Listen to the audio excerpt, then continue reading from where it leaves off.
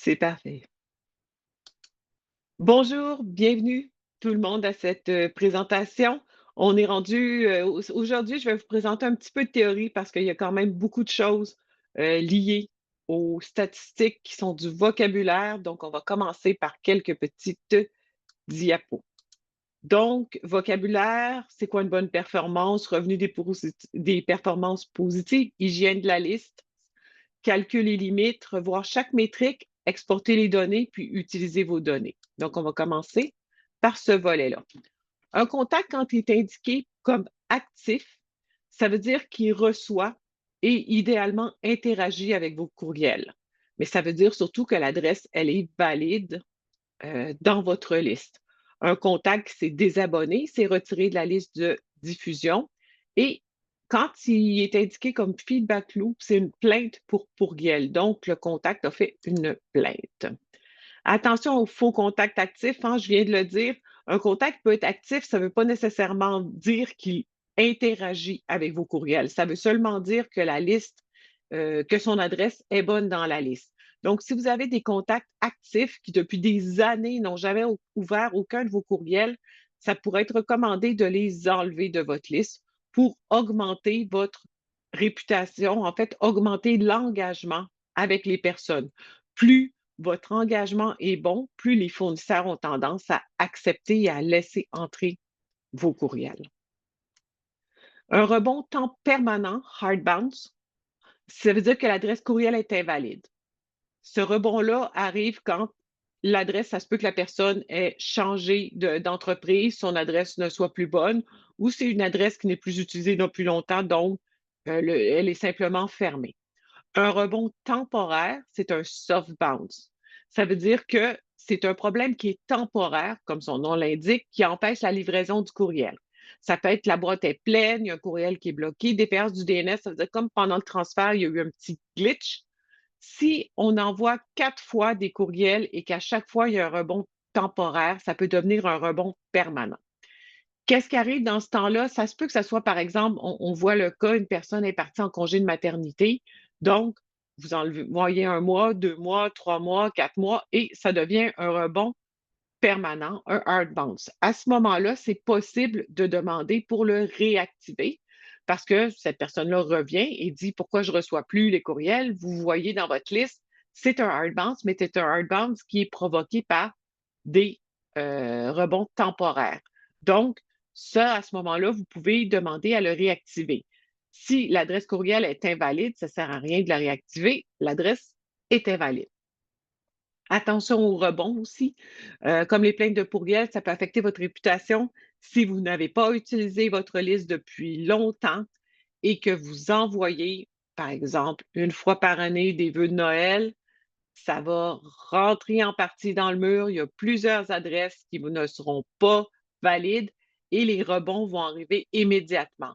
Ce qui va arriver, c'est qu'après, les fournisseurs de services vont être beaucoup plus méfiants envers vos envois parce que votre taux de rebond va être très élevé. Une ouverture, c'est le nombre de fois qu'un courriel a été ouvert, des clics, un nombre de clics sur un lien, hein, quel qu'il soit, et des clics par ouverture unique, comme son nom l'indique, le rapport entre les clics et les ouvertures. Les activités du contact, des indicateurs négatifs, si votre taux de plainte est très élevé, je parle de vous, mais bien entendu, c'est pas vous, je parle en général. C'est un indicateur pour les fournisseurs de services que vous avez une liste qui a peut-être été acquise de façon, illicite, illégitime ou que les gens ne s'attendaient pas du tout à recevoir un courriel de votre part. J'ai eu une conversation hier avec quelqu'un qui me demandait: «On voudrait avoir, une liste, c'est des partenaires». Ils ont dit: «Prenez notre liste et puis, envoyez-leur un courriel». J'ai dit: «C'est une très mauvaise idée.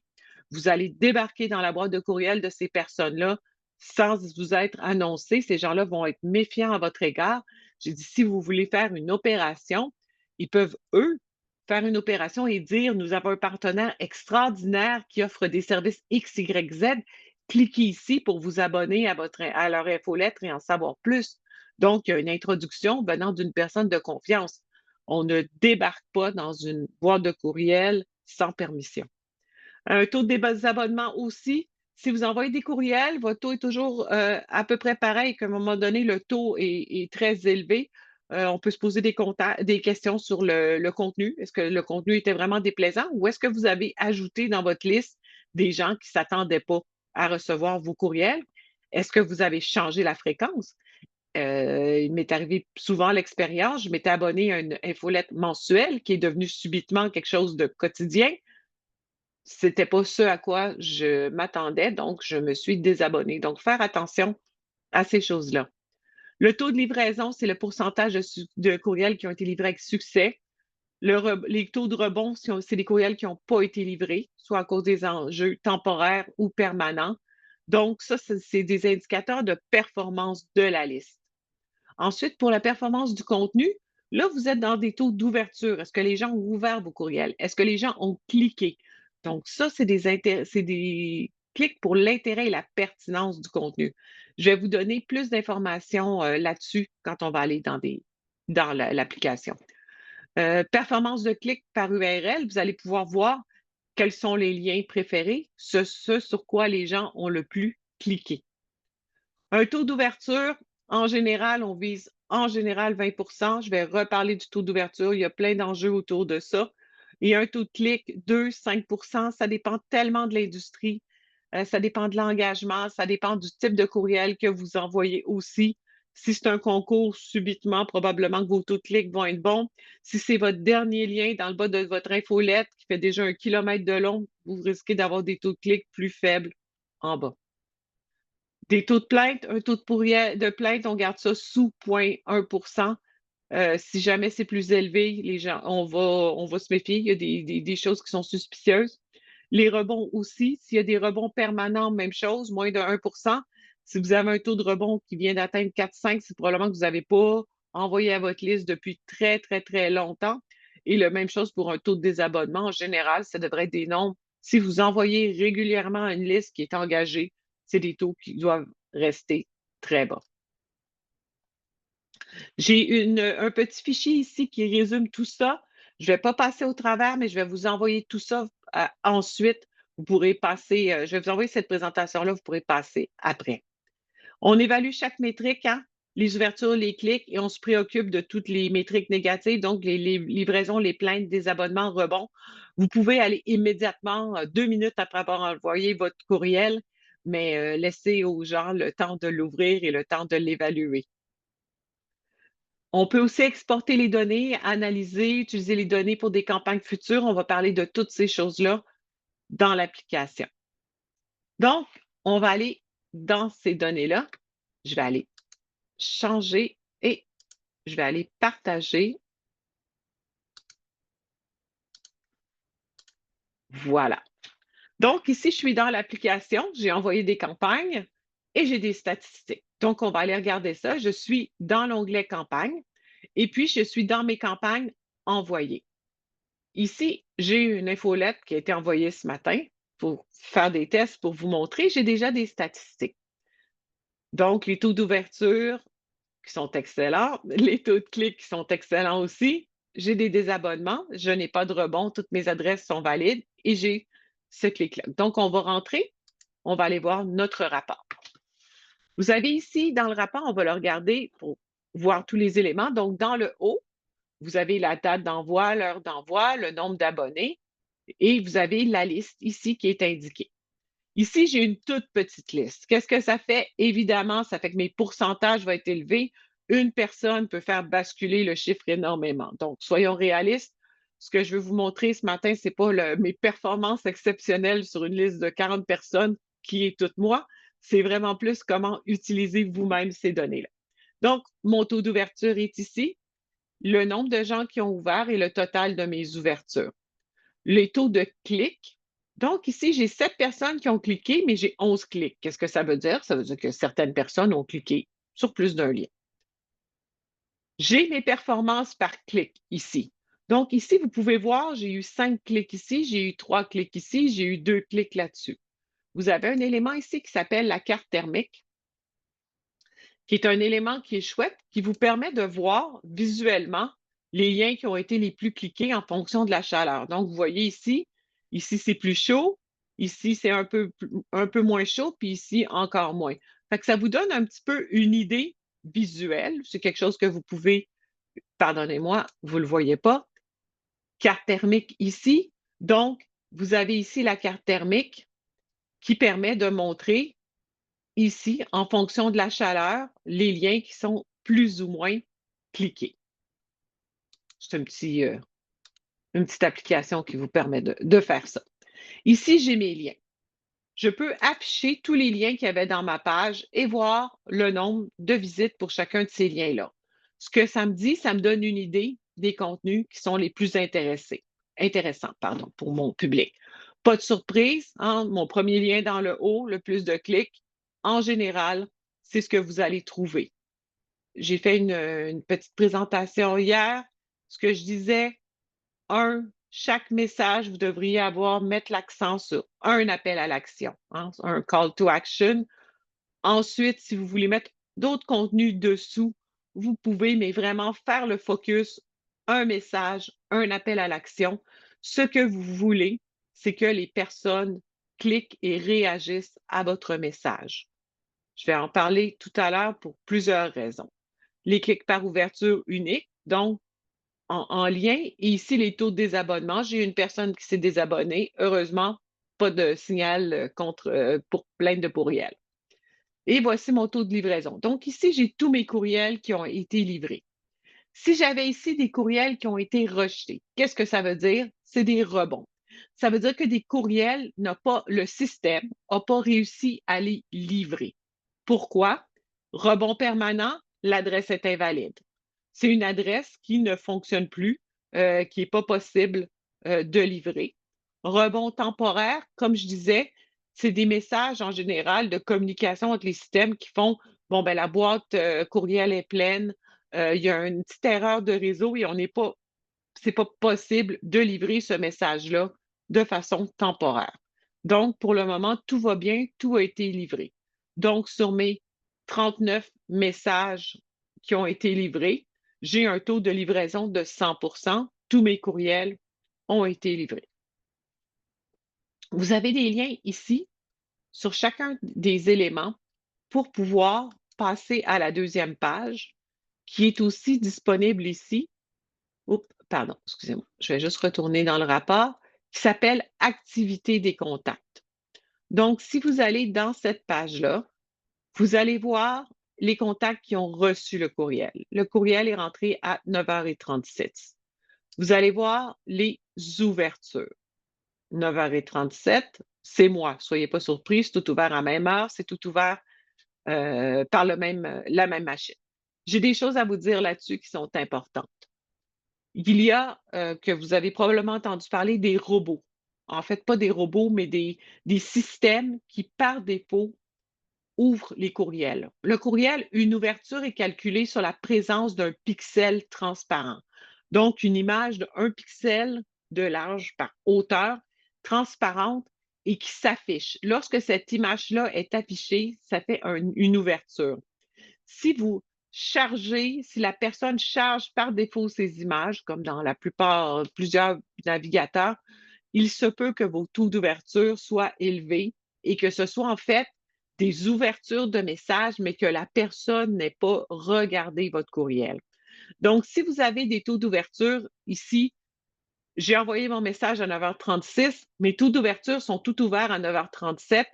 Il se peut que ce soit par défaut mon message qui soit affiché pour les gens. Donc, quand vous faites l'évaluation de vos taux d'ouverture, allez voir des ouvertures qui sont ouvertes, peut-être comme 2 minutes après, 3 minutes après, une demi-heure, 24 heures, 48 heures après, pour vous donner un chiffre qui est plus proche de la réalité pour les ouvertures. C'est important de comprendre ça parce que les chiffres d'ouverture maintenant, puis tous les systèmes sont calculés de la même façon, donc sont tous un peu à la hausse, un peu boosté. Les taux de clic, il y a aussi des systèmes qui cliquent tous les messages. Si vous voyez une adresse et qu'elle a cliqué tous les liens que vous pouvez voir, là, tous les liens cliqués, ici, vous pouvez voir quel lien cette personne-là a cliqué. Donc, cette personne-là a cliqué En fait, ce lien-là a été cliqué par ces 3 personnes-là. Ce lien-là a été cliqué par cette personne-là. Donc, en cliquant à la droite, vous pouvez aller voir qui a cliqué sur quel lien. C'est vraiment, chouette parce que ça vous donne un bon indice de l'intérêt. Si vous voyez qu'une personne a cliqué sur tous les liens de votre courriel, vous pouvez aussi vous méfier. Il est possible que ça soit des clics automatisés et que ce ne soit pas vraiment des impulsions d'un humain derrière l'écran.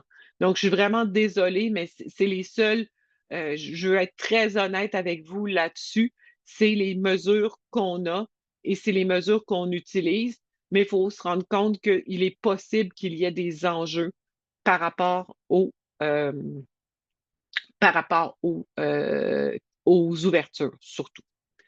Heu, pour les clics, vous avez le système d'opération qui s'affiche, donc sur un macOS 10 Chrome. Ça vous donne une idée aussi du type. Si c'est ouvert, sur un cellulaire, vous allez avoir des bonnes indications au niveau des clics sur l'attraction. Au niveau des ouvertures, c'est plus difficile parce que maintenant les systèmes au niveau des lois, les systèmes permettent pas d'aller détecter sur tous les systèmes, les ouvertures par défaut. Donc, par contre, les clics vous donnent une bonne idée des outils qui sont utilisés pour lire. Les désabonnements, eh bien, cette personne-là a décidé de se désabonner. Voilà, elle est retirée automatiquement de la liste. Elle va apparaître comme telle et on respecte bien entendu cette décision-là. Plainte par courriel, ici, j'en ai pas, c'est excellent. Si j'avais des rebonds, je l'aurais ici et j'aurais l'indication, comme je vous disais, rebond permanent, rebond temporaire. Si c'est des rebonds temporaires, vous avez la possibilité d'envoyer jusqu'à 4 fois avant que le système considère qu'il n'y a plus d'abonnés au bout. Donc, l'adresse n'est pas retirée, mais elle est indiquée comme rebond, dans vos données. Et au niveau voir tout, c'est uniquement toutes les données. Génération, c'est quand le courriel a été généré. En file d'attente, quand il a été en attente pour être reçu et reçu. Fait que ça vous donne un peu l'activité de tous vos courriels. Si je vais ici, on va aller voir, par exemple, cette personne-là. Je vais aller la voir dans ma liste parce que vous avez aussi des données qui sont intéressantes. Donc, je pense que c'est la personne qui s'est désengagée. Donc, on va aller voir une autre personne. Je vais aller cliquer sur le nom. Et puis, ce que vous voyez, vous avez le courriel reçu et les ouvertures. Si vous avez ici, vous avez les ouvertures et quand les personnes ont cliqué, vous allez avoir l'information aussi sur les courriels qui sont ouverts. Donc, c'est vraiment intéressant. Vous pouvez aussi aller voir, vous n'avez pas des statistiques génériques, mais ça vous permet un peu de voir l'intérêt pour votre activité. Ici, vous voyez, j'ai pas beaucoup d'intérêt, j'ai pas beaucoup de clics de ces personnes-là. Fait que ça vous donne quand même un peu d'intérêt, un peu d'information, mais au niveau des campagnes, vraiment, c'est dans le rapport de campagne que vous allez avoir toute l'information sur vos envois. Et l'activité du contact, à ce moment-là, vous pouvez exporter et vous allez avoir toutes les informations par contact pour, les envois qui ont été reçus par cette personne-là. Et puis vous pouvez bien entendu exporter vos campagnes pour avoir vos rapports de campagne, les uns sous les autres et comparer ici mes taux de clics, mes taux de désabonnement et comparer les uns avec les autres dans vos données pour voir, vos progressions. Quand vous avez aussi je vais juste vous donner une autre information. Quand vous avez ici de l'information, vous avez un taux d'ouverture parmi les 10 dernières campagnes. Fait que ça vous permet d'avoir comme une moyenne, puis de vous dire: «Est-ce que je performe bien?» Ici, le taux de clic, 5,49 en moyenne. Fait que ça vous permet un peu de voir comment quelles sont vos moyennes là-dessus et de quelle façon je performe par rapport à mes autres campagnes. Donc, taux de désabonnement, comme je vous dis, pour une petite liste de 38 personnes, évidemment, une personne fait une grosse différence. Donc, toutes ces données-là sont à prendre, bien entendu, avec réalisme par rapport à la taille de votre liste et à la taille de vos, c'est ça, à la taille de votre liste. Mais par contre, ça vous donne beaucoup, beaucoup d'informations. Qu'est-ce qui est intéressant? On va aller juste dans les campagnes en brouillon. Je veux vous montrer quelque chose aussi. Je vais aller ouvrir un brouillon ici. Juste un petit instant, je vais aller me dupliquer dans mes envois. Je vais aller dupliquer ici. Je vais ouvrir ce brouillon-là. Parfait. Modifier le courriel. Donc, si j'ai mon infolette, je voulais juste montrer, c'est mon petit brouillon. Et là, ce que je vais faire, je vais aller dans mes contacts et je vais aller me créer un segment. Donc, par exemple, ici, j'ai mes classes de cuisine. Et là, je me dis, je veux envoyer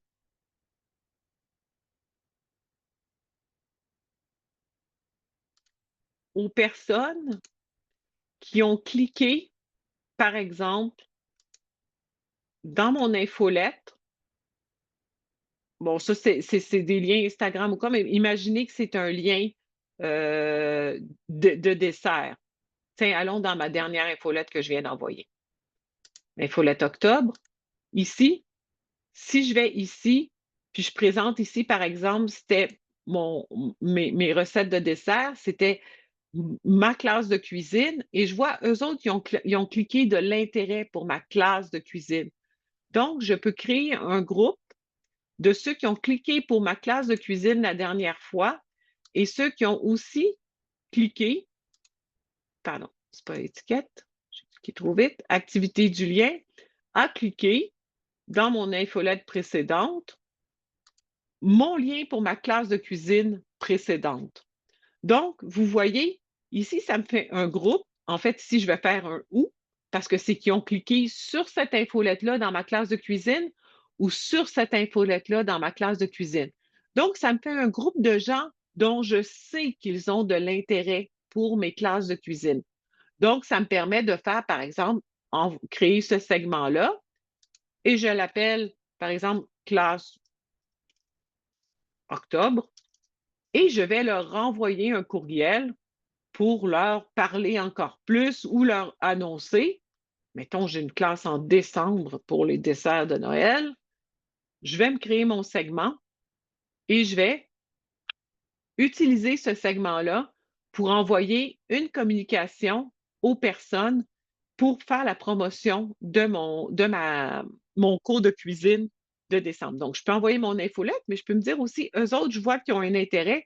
Donc, par exemple, je pourrais leur offrir une petite promotion, inviter un ami et il paye 50 ou peu importe. Donc, je peux utiliser les données de mes campagnes précédentes pour créer un intérêt et avoir un impact et créer des groupes pour solliciter ces personnes-là. De la même façon, si je vois, allons aussi dans classe de cuisine, et si je décide de créer un segment, et là, je regarde, et par exemple, mon activité du courriel n'a pas été envoyée, mais n'a pas été ouvert. Donc, mon infolette n'a pas été ouverte. Donc, 23 personnes qui n'ont pas ouvert cette infolette-là. Bon, là, je viens de l'envoyer, ça ne compte pas, là, mais mettons dans 2 semaines. Je pourrais dire, OK, eux, ils n'ont pas ouvert mon infolette. Donc, ce que je vais faire, je vais leur envoyer un courriel pour leur parler spécifiquement de cette classe de cuisine-là qui est absolument exceptionnelle. Donc, je peux aussi cibler en fonction d'actions qui ont été posées ou pas posées. Ici, vous voyez, j'ai une personne qui est désabonnée. Évidemment, elle ne recevra pas ce courriel-là. Elle est désabonnée de ma liste.